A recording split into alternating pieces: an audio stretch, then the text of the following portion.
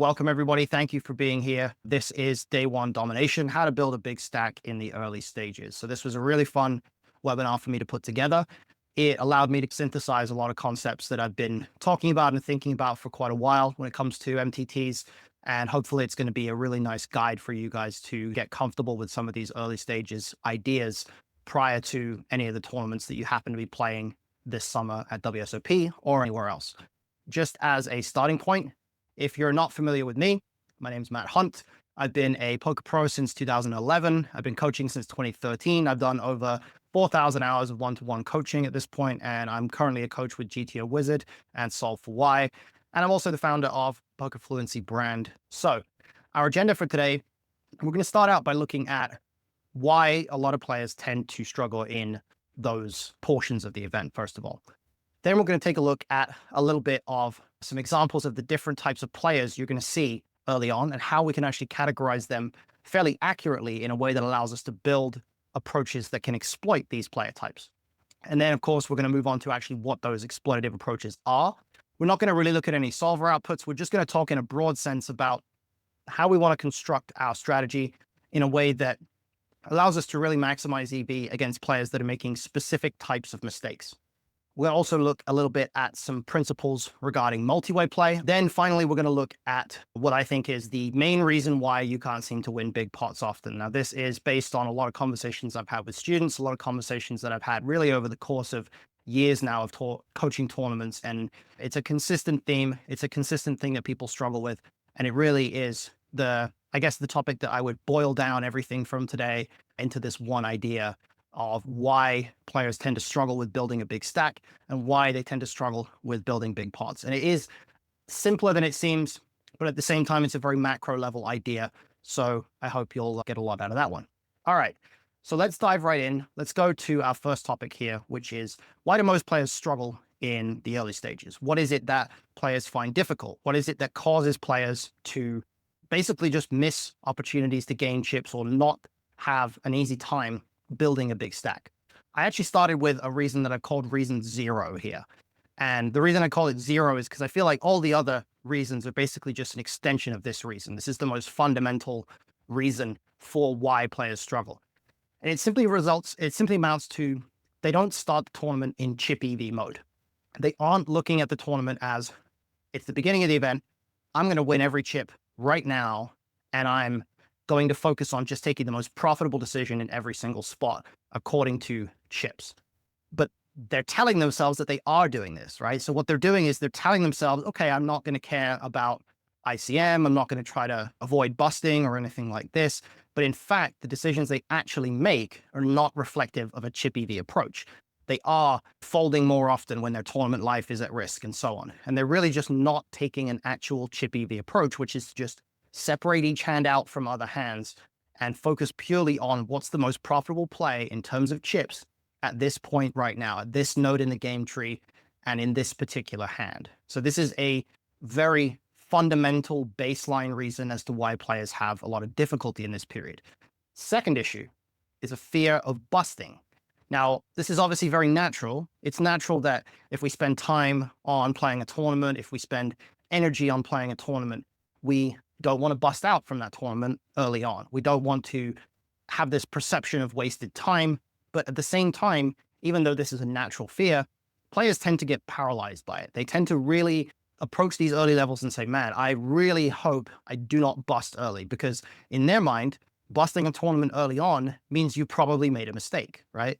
Because they're attaching a lot of significance to the idea of not busting and not enough significance to the idea of building a stack. So it is natural to have a kind of a fear of busting. But the bottom line is that in a chip EV scenario, when you're at the beginning of a tournament, your stack is not that valuable. Your stack is basically worth whatever your chips are. It's basically worth pretty much 1-to-1 when it comes to chip EV. So you don't have a lot of reason to try to preserve that stack. You want to accumulate chips. You want to grow that stack, because if you don't grow that stack, you lose, you die, you don't survive, right? So fear of busting is natural, but it is something we have to overcome.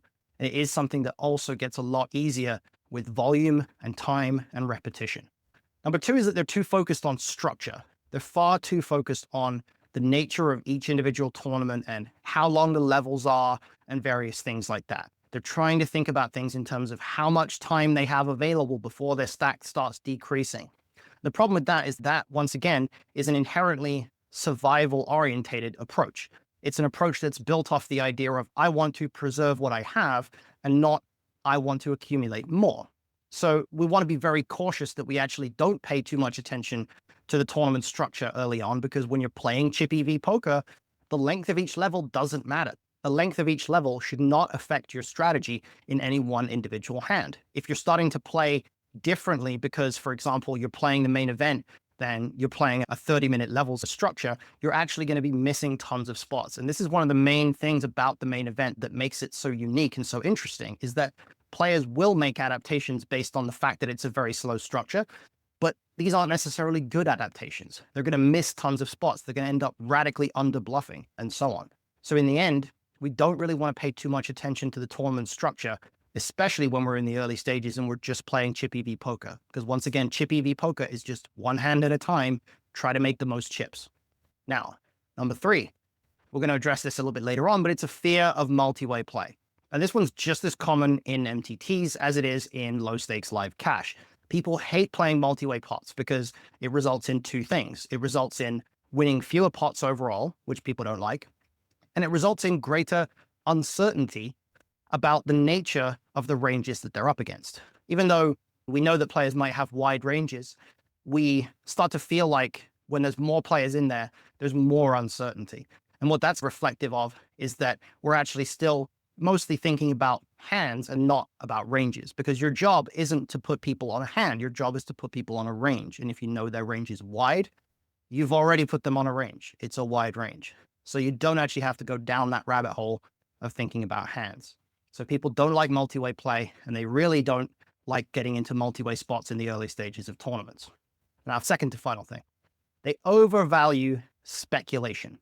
So they assume that speculation, that taking flops and trying to make big hands, is very valuable. They assume that it's a significant part of any strategy in the early stages. But the problem is this is based on a flawed understanding of theory. Players tend to assume that playing speculatively to try to flop a big hand has tons of value because, you're going to just be able to get people to stack off light and things like that. But the problem is that's only true if your opponents are stacking off in spots where they're not supposed to stack off. And we're a long way away from the time period where it used to be trivially obvious that you just would never get anybody to fold pocket aces on any board, right? We're not in that era anymore. We're in an era where a lot of the time you will have to consider that people are not just going to be putting in massive amounts of money with random draws or top pair or anything like that. Obviously, there will be spots where they do, but largely you're not going to get as much value out of speculating because you're not going to get paid off as often when you do actually make a good hand. People recognize these days that when you make a flush, for example, with the deuce 3 suited, as you see here on the screen, you make a 3 high flush. It's really hard to stack somebody unless you already got it all in on the flop and just made your flush and they had a set and they just lose or something like that, right? It's really not that easy to find yourself in situations where you can get paid off significantly. By contrast, it is easier to find yourself in situations where you can actually get a lot of fold equity on later streets for that same reason, right? If people are not paying off very often, that means they're folding a lot. So in fact, there is added value in taking down pots without showdown. But if you enter a pot purely speculatively, trying to make a big hand, you're not going to be able to take down those pots without showdown. So quite often, you're just going to miss those opportunities. So the final thing is what I think is probably one of the most important ones, which is just constantly waiting for better spots. This might be the biggest mistake of all of them because it just fundamentally isn't something we should consider. Any kind of future spot that you think is going to come along, the problem here is that there's always a better spot, right? That's the thing. You can wait for a better spot in any situation, any spot other than I have the nuts and someone shoved into me. There's a better spot that exists. So the problem is that there's no way to know at what point this is just a rationalization versus at what point it starts to become a genuine, meaningful consideration. And ultimately, if you keep turning down good spots, if you keep turning down profitable spots, then how can you possibly still have a skill edge? If you fold every profitable situation, you're not going to be able to have a skill edge anymore at all. Skill edge comes from being able to identify a greater number of profitable spots or more significantly profitable spots than your opponents can. And taking these spots is a fundamental part of how we actually manifest an edge against anybody. So you can't have an edge if you don't take the spots. And that's why we don't really want to think about better spots coming up later on. So these are the main reasons here why I think players struggle. Now, some of you are out there relating to some of these. I want to take a quick pause for a second just to ask, is there any of these that you guys can look at and say, this is me, this is definitely something that I have struggled with, or I am struggling with right now? I've talked to so many tournament students who've struggled with different versions of these things. Stevie says multi-way pots. Yeah, absolutely. Worry about busting early and having to go back sooner than my family expected me home. That's interesting because that sort of is a little bit telling of maybe a mental game thing that relates to how your family perceive poker and things like that. So that's a big thing that comes in for people as well. Rachel says multi-way and waiting for a better spot. Yeah, absolutely. These are super common things. These are things that come up all the time in coaching. Quite frequently, one of the first things that I have to deal with, I don't want to say deal with, it's a huge issue, but one of the first things we have to correct in coaching sessions with students a lot of the time when they sign up for coaching is just, okay, first things first, you're never going to say, I'm going to wait for a better spot again. Like you're just never going to do that anymore because it's all about what's happening right now and what the spot is that you're in right now. And if you're thinking about it in terms of, oh, I have a bigger edge, you have a big enough edge to fold. The problem is that the players who actually have a big enough edge to justify folding certain profitable spots are not players who are actually going to do that, because the way you manifest the highest possible edge is to take every profitable spot. So there's very little actual evidence or math behind the idea that we can wait for better spots. And there really isn't anybody so far that's been able to prove some kind of a distinct methodology for how we should evaluate what's profitable enough and what's not. So ultimately, don't worry about future spots, just focus on the spot that's happening right now. Second thing we're going to talk about is player profiling. Now, player profiling is something that I think people tend to get a little bit confused about, which is that they tend to focus a little bit too much on trying to get really specific ideas on how a certain player is going to play and really specific reads. Problem is, in tournaments, you're almost never going to play enough time with somebody to have a really accurate idea of what they're doing. And on top of that, something that I actually don't have on the slides here, but I do think is also important, is your reads and your profiles should not be built off of frequencies. It shouldn't be built off of, I've seen this player play X number of hands. It should predominantly be built off of showdowns, because for the most part, unless you actually see hands that this player is showing down, you don't really have any evidence to suggest one way or the other, outside of extreme outliers, that this player isn't simply being dealt multiple of various types of hands in a row, right? So someone three bets three hands in a row. It's very plausible to get dealt three good hands back to back. You can't make any assumptions just based off the fact that they three bet three hands in a row. And conversely, someone folds for an hour straight. It's incredibly easy to be card dead for an hour. We've all been through that. So you shouldn't be making any assumptions about that either.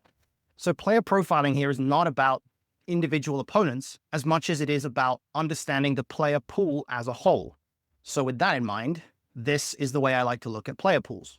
There's four primary mistakes in poker: over bluffing, under bluffing, over folding, and under folding. And I tend to apply the 80-20 principle when looking at these. I tend to look at dividing the player pool in terms of 80% of the pool is going to have one weakness, and then the other 20% is going to have the other.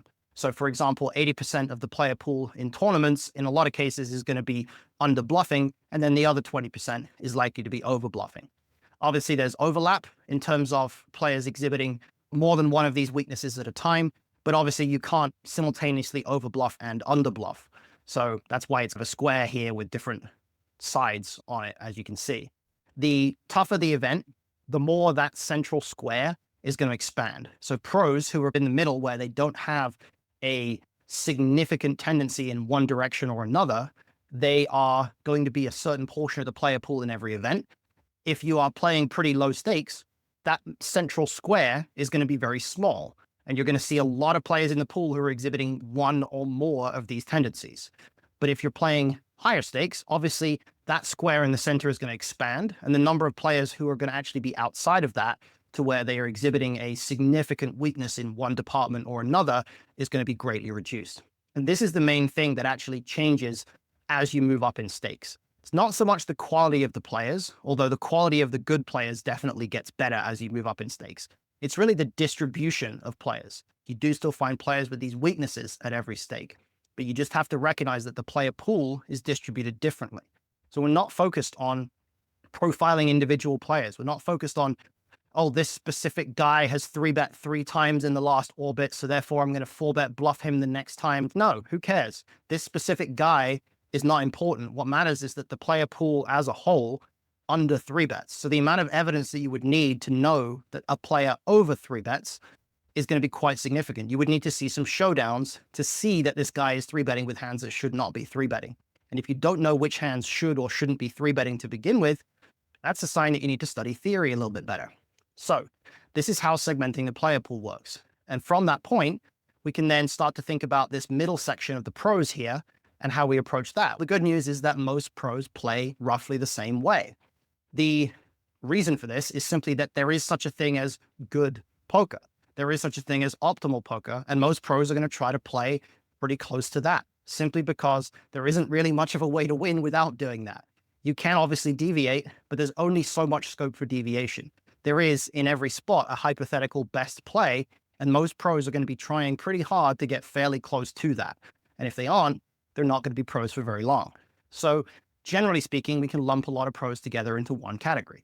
Now, there are certain pros who are maybe winning at lower stakes, but getting crushed at higher stakes. And ultimately, this is its own category of pros who understand how to play against fish because they have this intuitive perception of how it works, but they don't actually know the theory, and therefore they can't actually really compete against tougher environments. So there is a certain sort of demographic of pros that exists there. But generally speaking, we can approach most pros in pretty much the same way. But when it comes to the players that are not pros, I like to divide them into really 2 types when it comes to the early stages specifically. We've got what I call type A and type B. And type A players, they are pretty willing to play hands. They have a reasonably high VPIP. They are willing to get involved in pots speculatively, but they're very reluctant to stack off. They really are not going to stack off early on without pretty much the nuts. And these are the players where there's going to be a massive constriction in their range at a specific point. They're going to suddenly go from having lots of hands to having very few hands at a specific point in the game tree. Type B players are players who have roughly a similar willingness to play hands. They're still pretty willing to speculate, but instead, they are very willing to stack off. They are completely happy to just blast away, maybe not necessarily as bluffs, but they are very happy to just take an overpair on any flop and just be all in. And you will see this again at every level. You will find players who are, maybe they're not playing all kinds of hands, but when they do play a hand, they're happy to go with it. They're looking to build a stack. So there's 2 distinct types of players you will run into among the recreational player pool at this point in the tournament. When it comes to exploiting players that are in that first category, you're going to see that they will have a high overall VPIP, as I mentioned, and they're going to mostly enter pots passively. They're not going to play particularly aggro pre-flop. When they do put a lot of money in aggressively, they're almost always going to have a very strong range. They're not going to have a lot of bluffs. Their range is going to drastically narrow at certain points. Usually this is going to be on the flop. So they're going to call with a lot of hands pre, and then once they go beyond the flop, they folded all their weak hands, and now they mostly have 1 pair plus, a decent draw, etc. So these players are going to be very vulnerable to aggression on the flop. They're going to be very vulnerable to a certain amount of aggression on the turn. And to some degree, they are going to be vulnerable to river aggression as well when their entire stack is potentially at risk. But when their stack is not at risk, that might be a little bit of a different story. So that's type A. And against these players, we're going to have to be very cautious of how much aggression we show on later streets when stacks are not at risk. But we are going to be able to have plenty of room to play aggressively early on. Conversely, against the type B opponents, these players are going to have a high VPIP, but their range is not going to narrow as rapidly as type A players. They are going to continue a lot pre-flop. They're going to continue a lot on the flop, and they're going to get to even the river with a wide range at a higher frequency. In fact, they're also going to call rivers more often. There might be some river cards on which they basically just have no folds because they always have a bluff catcher and they just don't fold any of them. So Against these players, we need to adopt a highly linear strategy. This means building big pots with thin value. That doesn't just mean only betting when we have really good hands. It means being willing to fire 3 barrels with second pair even sometimes. It means being willing to treat top pair like a really strong hand.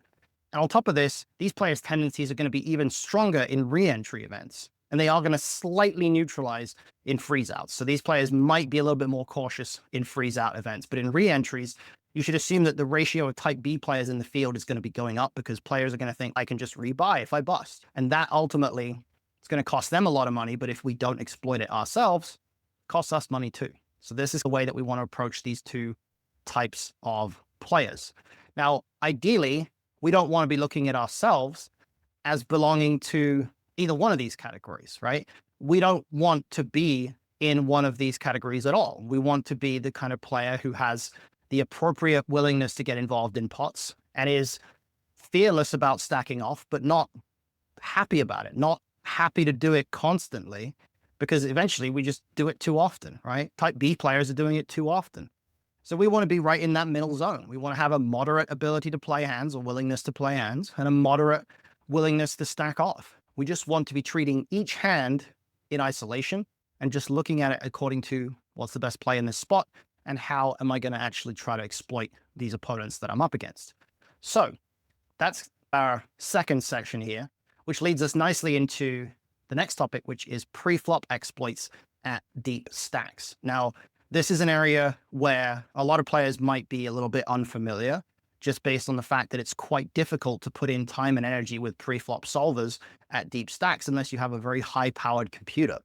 Thankfully, I do have a high-powered computer, but ultimately, there are a few different conclusions that I've come to over the time that I've been running pre-flop sims that relate to these deep stacks. And it is actually surprisingly simple when you boil it down to the most straightforward ingredients. So the first thing with regard to putting money in the pot first in is that our opening ranges, we have to recognize that when we're opening, we're going to face more calls, more multi-way, and fewer 3-bets. Now, this doesn't mean that we are necessarily going to tighten up. It just means that our ranges need to be shifting in favor of hands that play well against wide flatting ranges. Now, that might not be suited connectors. It might not be suited aces. It might actually be Broadway hands. It might be king, queen off, ace, jack off, hands that dominate the flatting ranges more often. Now, of course, suited ace hands are very good in a lot of situations, so we're probably just going to open all the suited aces and continue opening a lot of offsuit Broadways as well. But it is noteworthy and meaningful here that dominating the flatting ranges has a lot of value, and by contrast, being dominated by the flatting ranges has less value, or it's a downside for us. So we may not want to have very much 5-4 suited, 6-5 suited when we're going to go 3-4 ways to every flop. In terms of opening sizes, since we're facing fewer 3-bets, we need to size our opens slightly larger.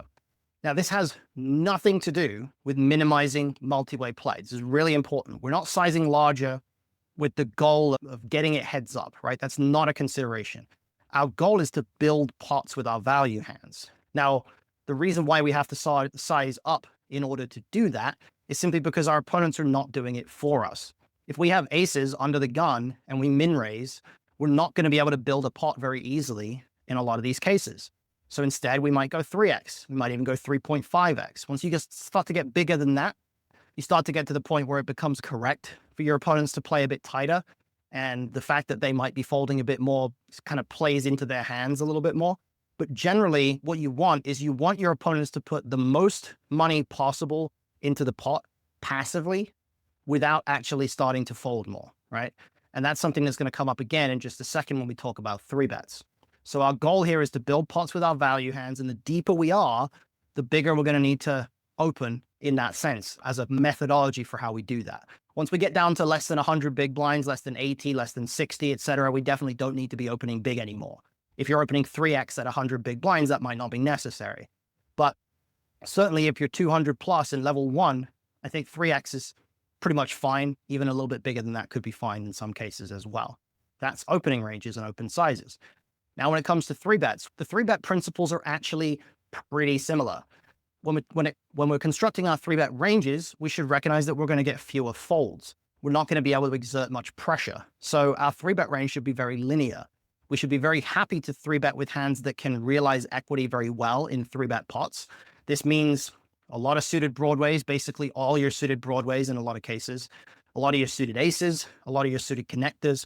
All these hands should be very happy to 3-bet because they have so much ability to realize equity, and you want to build big pots because your opponents are going to make bigger mistakes in bigger pots.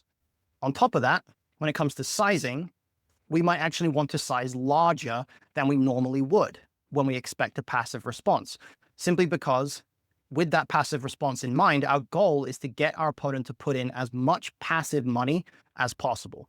We're not necessarily looking to make them fold.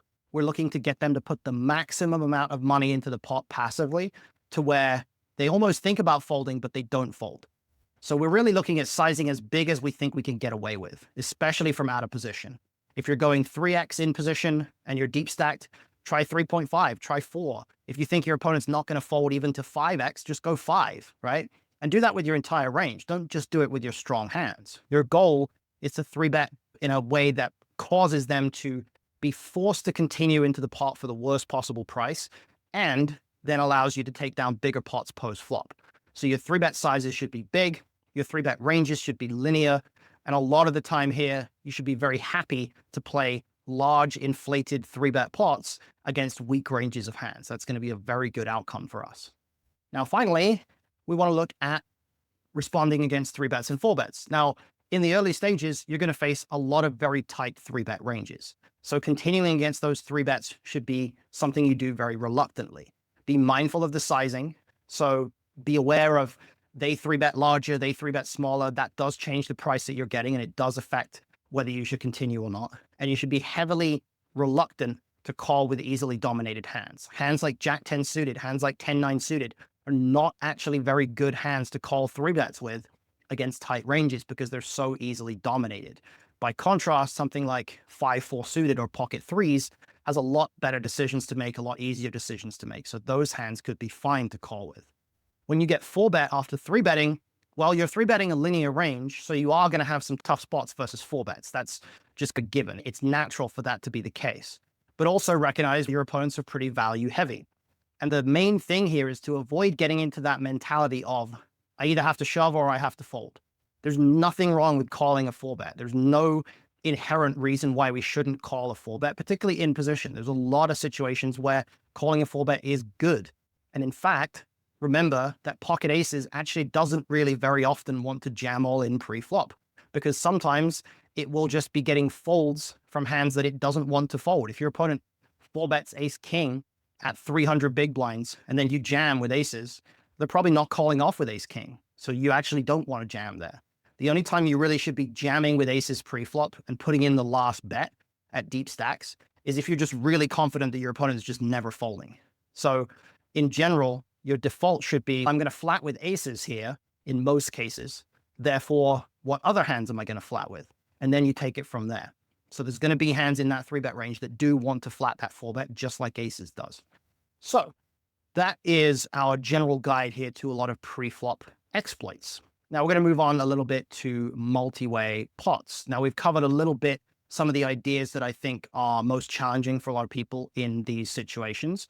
But let me just introduce a broad framework here that hopefully will be very useful for all of you. When it comes to pre-flop, a couple of main principles that we want to keep in mind.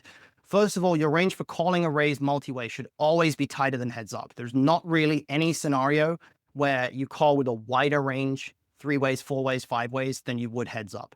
Simply because the equity that you actually have in the pot is going to decrease at a faster rate than your pot odds improve. So ultimately, you don't really want to be speculating a ton multi-way. You always want to be making sure that you're playing more pots heads up and then tightening up as more players are in the pot. Second thing is, if you can only win the pot by making a big hand, it's usually a bad call. Your goal is not to make big hands. Your goal is to, first of all, be able to realize equity. So sometimes make the best hand, but also your goal is to win pots without showdown. If you have no pathway to winning the pot without showdown, or if you simply are getting involved in the hand with no intent to actually play aggressively, it's probably not a good call. So don't speculate just to make big hands. You can't possibly get paid off often enough to make it worthwhile. Thirdly, winning the dead money is your first priority. Seeing a flop is secondary. So if you had a hand, for example, that had a close decision between three betting and calling, if your opponents are folding a lot to that three bet, then three betting is always going to be better. There's not really any circumstance where a significantly high fold equity three bet can somehow be worse than seeing a flop. Taking that pot down uncontested is almost always going to be better. Number four, finally, you can actually shove pre-flop for anywhere up to around 10 times the pot size. And about 4 to 8 times is the sweet spot. And the reason for that is if you think about pot size in terms of there's 2.5 big blinds in the pot to start every hand, 10x pot would be 25 big blinds. And that would be the very upper limit of how much we could shove pre-flop, maybe if it was blind against blind, but it might not be completely infeasible to shove 25 big blinds into 2.5. But if we look at 4 times the pot, that's 10 big blinds. And we're going to shove 10 big blinds into 2.5 all the time. Even 8 times, we're looking at 20 big blinds. We're going to shove 20 big blinds sometimes, especially blind against blind or on the button. So if you're in that sweet spot of you have about 5 or 6 times the pot, then even if it's quite deep, if it's a raise to 3 big blinds and it goes call, call, and you have 60 big blinds, you have about 5 times the pot. You actually should shove quite a few hands in that spot. So when there's a lot of players in the pot, especially if they have capped ranges, think about things in terms of pot size, because that's a really useful hack for figuring out when you can and should jam pre-flop. Now, when it comes to post-flop, like I mentioned, I've put together a bunch of courses on multi-way play for Solve for Why, and I'm going to be doing some more stuff for GTO Wizard once they bring out multi-way solving. But there's a few principles that I've figured out from all the work that I've done. Number one, and this is the most important thing, is a weak range is not a scary range. If your opponent's range is composed of a bunch of trash hands, we don't care. That's not a range that makes us afraid, right? Tight ranges, strong ranges are ranges that we are afraid to play against, or we are playing a little bit more conservatively against. If your opponent's range contains a bunch of garbage hands, they're going to miss most flops most of the time. So we just don't have to care that much about catering to them as being part of the hand. Second thing is we should always focus more on the top end of available hands. So for example, this King 7-4 rainbow flop here, we would always focus much more on who can have more sets, who can have more 2 pairs, who can maybe have some of the strongest King X. We wouldn't have to care that much about players being able to flop middle pair or bottom pair or a draw. Draws aren't that important. Nut hands and strong hands are what's important. Generally, our bet sizes multi-way should be smaller, so we're not usually going to be able to bet very much more than about 1/3 pot on the flop at maximum. Sometimes it's going to be way smaller than that. And 4th out of 5, hands which can't make the nuts get worse. So that simply means that any hand that is a sort of static bluff catcher that isn't going to be able to really improve to a strong value hand. So on this board, it might be something like 7-8 of hearts, or even 7-8 of hearts has the ability to make a backdoor straight technically. Something like Ace-7 of hearts, right? That is a hand that's going to be a lot worse multi-way because it can never realistically make the nuts. And finally, you can and should still bluff multi-way. Just because it's multi-way doesn't mean you can't ever bluff. It just means you have to select your bluffing hands slightly differently. Obviously, that's a very complex topic, but generally speaking, if you just remember that you have to bluff multi-way, it's important to keep that in mind. Generally, bet sizes should be smaller simply because your equity is lower. You are dealing with multiple opponents. You're unlikely to have a significant advantage on any given board. You're unlikely to be in a position where you get to employ a highly polarized range very often. And it's very difficult to shovel a bunch of money into the pot without eventually just running into too many good hands once you add more and more players to the pot. So smaller bet sizes is generally going to be the way to go when it comes to multi-way pots. Now, when it comes to a few exploits, a couple of things to bear in mind. Number one, when you face bets and raises in multi-way pots, they are usually very value heavy. Now, they're going to be quite value heavy anyway, because a lot of your opponents are going to be under bluffing even heads up. But in particular, in multi-way spots, you should assume that your opponents are very unlikely to find a lot of bluffs until proven otherwise. This is true for the majority of pros as well as recs, because there are not that many pros who've done a lot of studying multi-way. It's also especially true with multi-street aggression, since ranges are going to narrow significantly once you get beyond the flop. Secondly, flops with no draws are going to be significantly overfolded in most cases. Players are very unlikely to just call with backdoor draws on highly static flops, especially on paired flops. So if you find paired flops with very few trips combos available, so deuce, deuce X, 3-3X, 4-4X, you can actually bet these flops for a small size surprisingly often as the pre-flop raiser. Very small sizes can function really well here. 20% of the pot or smaller, depending on how many opponents are out there, can be really effective here just because you're getting folds from some of those backdoor hands that theoretically are actually supposed to continue. And then finally, flops with draws are underfolded. So most players are not going to recognize that the value of draws changes in a lot of multi-way scenarios. Non-nut draws are going to become much, much weaker, but players will likely still continue with them against the bet a lot of the time. On draw-heavy boards, this means sometimes we're going to range check or just bet a range of value hands and then hands that block some of the draws or hands that do have nutted draws in those situations. It doesn't mean that we forego bluffing altogether. It just means that we have to be mindful that we might get fewer folds on these boards, which of course isn't that bad of a thing because we get more value and it makes our turn bluffs more profitable as well. So these are some of the basic ideas we want to keep in mind here. Now, let's just move on in a second to our final topic of why you struggle to win big pots early on. This is the question that I get so frequently, just like the idea of, I can't build a stack. I can't find a way to win big pots early on. This is the genesis of this webinar. It's why I put this whole topic together. So what's the answer? The simple answer is you play just like everyone else. Now, that seems a little harsh maybe, but reality is that the player pool mostly plays pretty similarly. And a lot of you are struggling with the same things. We saw these weaknesses that were relatable. It's because I've coached a ton of players who suffer from the exact same problems that most of you probably do. Most people are not playing particularly aggressively early on, and your opponents are going to assume that you play like most people because they don't know anything about you. So if you do play the same way as most people, that means your opponent's default approach against you is already correct. They don't have to know anything about you in order to exploit you. All they do is just play the same way against you as they do against everybody else, and they're immediately already benefiting from the fact that you play just the same as everyone else.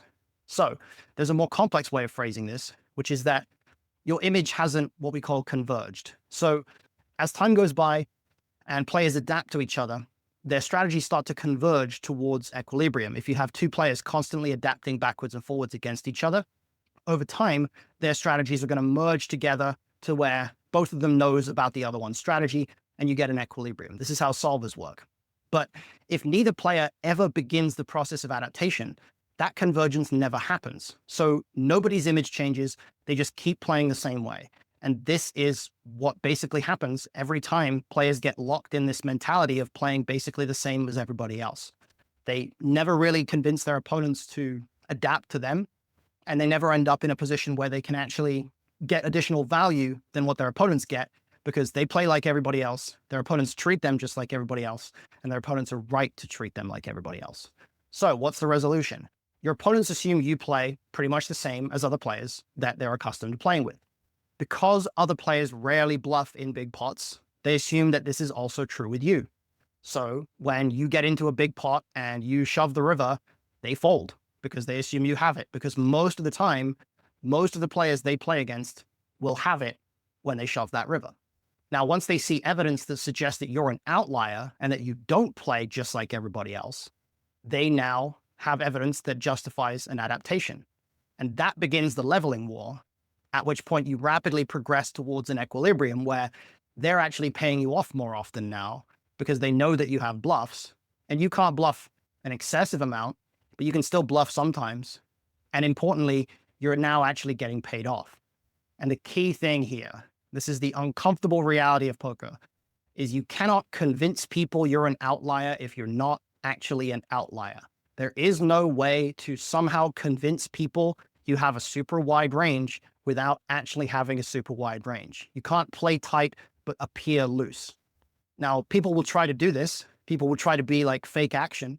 They'll try to be really talkative and outgoing at the table to try to convince everybody that they're constantly involved in hands and constantly part of the action.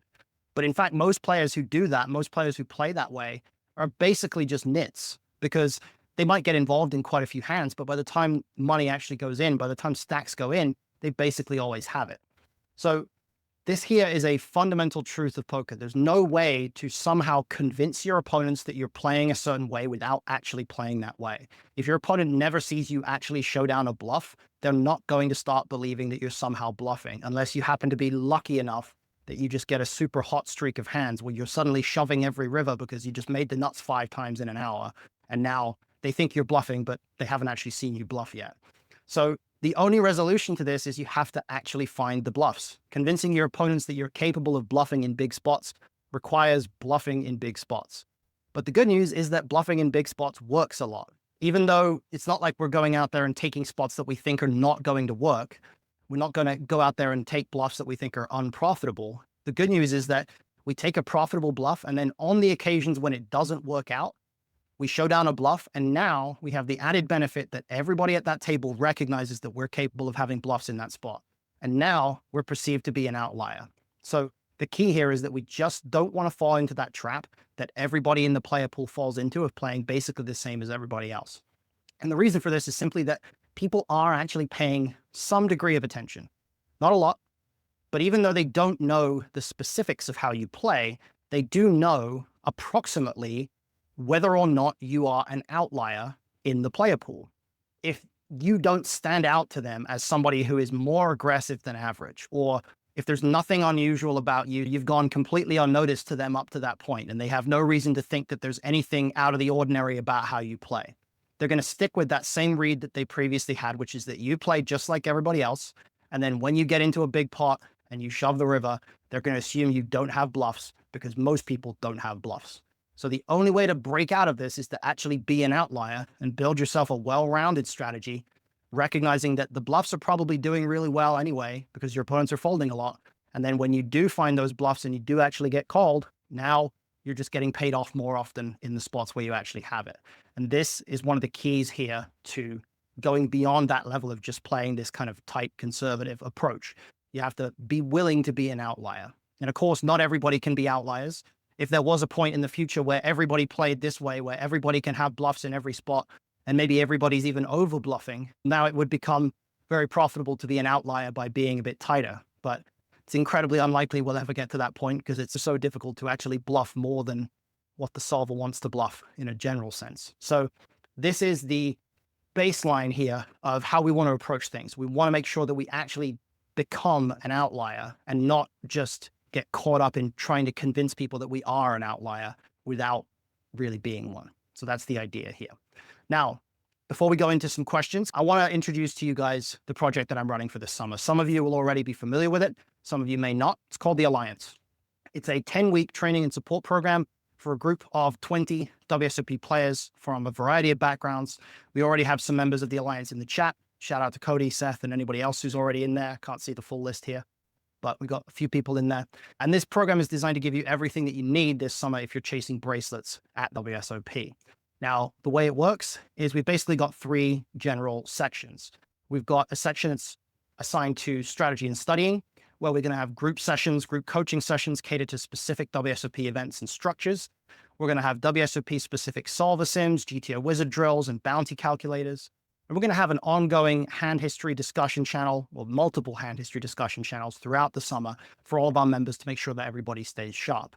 We're going to have mindset and performance work from Alliance coaches and mentors who are going to be on hand all summer to offer preparation advice and mindset support.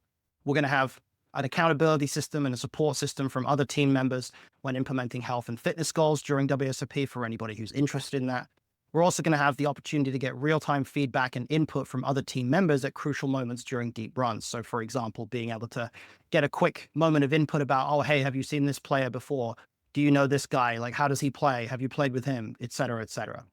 Finally, we've got the support and community aspect, which is a network of allies that's going to give you the platform to build your future in poker. It's also going to give you the opportunity to swap or sell action with other players as part of that inner circle of Alliance members. And then finally, we're also going to have social occasions throughout the summer in between the tournaments to allow everybody a chance to relax.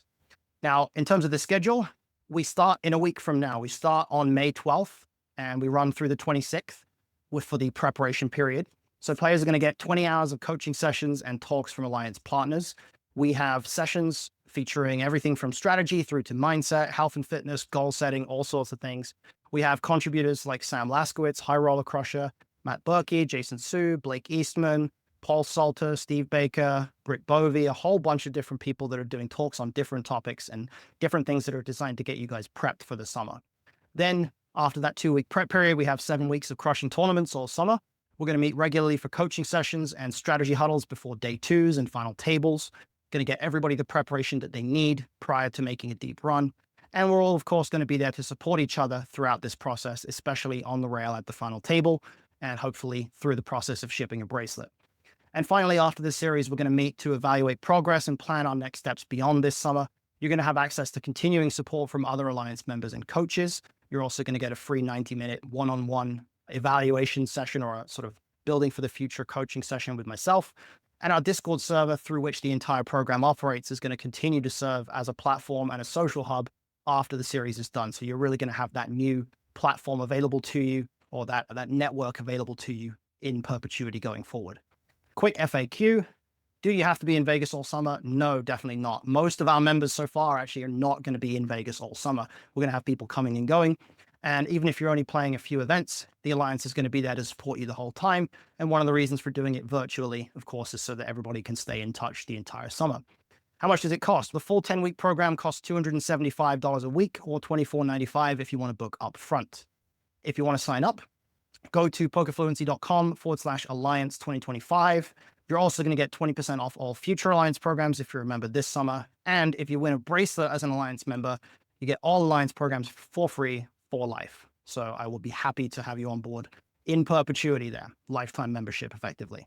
So with that said, that's a good spot to wrap it and go into some Q&A. And I'm happy to field any questions if anybody's got anything that's left over from what we talked about.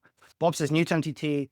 So the pot is 10 big blinds. It's okay to shove 40 plus big blinds. Never thought you should shove that many big blinds. Always thought shoving over 20 big blinds was wrong.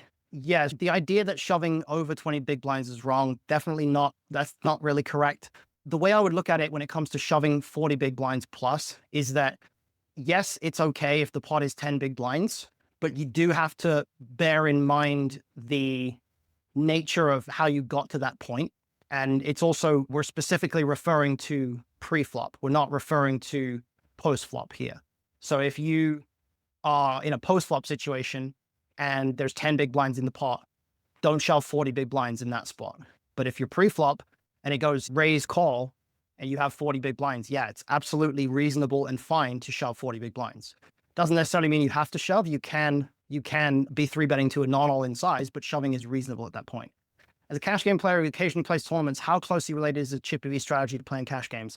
It's the same, except for when you're playing tournaments, you have a big blind ante in play. So a big blind ante is going to make everybody's ranges wider. It's going to make the correct ranges much wider than they would be in a cash game. If you compare 100 big blind ante in a cash game with timed rake, so basically no rake being actually taken out of the pot, that would actually be exactly the same as playing Chippy V in a tournament. So rake and the antes are the only thing that separate cash from tournaments, really, from Chippy V. If people are open limping and overcalling, what should that do to our raising ranges and how much should they be? It's the same principle as with 3-betting. If you're expecting a passive response, you want to be linear and you want to go large. So you want to make them pay the absolute most without them actually folding. So if it's 3 limpers or whatever, and you think that they're going to call if you go 7 big blinds, but they're going to fold if you go 8, go 7, right? Go whatever is the biggest amount that they're actually going to call. Don't look at it the other way and say, what's the amount that's going to make them fold? Because you don't want them to fold. You want them to put passive money into the pot so that they're going to fold later on. Another key thing is that MTTs have a lot more 20 to 40 big blind stacks. Certainly the stack sizes are going to be drastically different, but if you were to take the same stack sizes, then adding the antes and removing the rake is going to change the tournament ranges from cash game ranges. But if you were to play a cash game scenario with no rake and a big blind ante, that would be basically exactly the same. So there is a lot in common there. Anybody else have anything else? For example, Stevie, King Queen suited is called a lot more. Yeah, okay.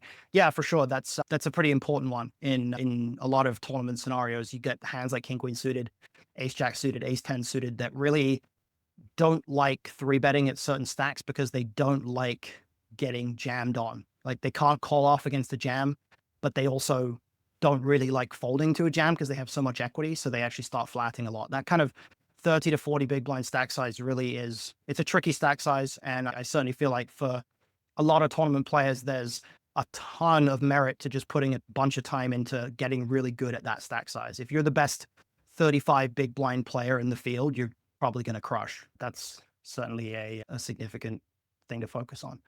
But yeah, if nobody has any more questions, then that's pretty much perfect timing to try to wrap this up. So thank you, everybody. I appreciate you all being here. I'm hopeful that I was able to deliver some high quality content for you.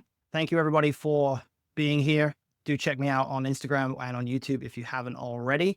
I'll be posting a lot of stuff on both platforms over the course of the summer, just to keep you guys updated with the Alliance. If you're not a member, if you are a member, I look forward to seeing you here in Vegas and talking with you over the course of the next couple of weeks.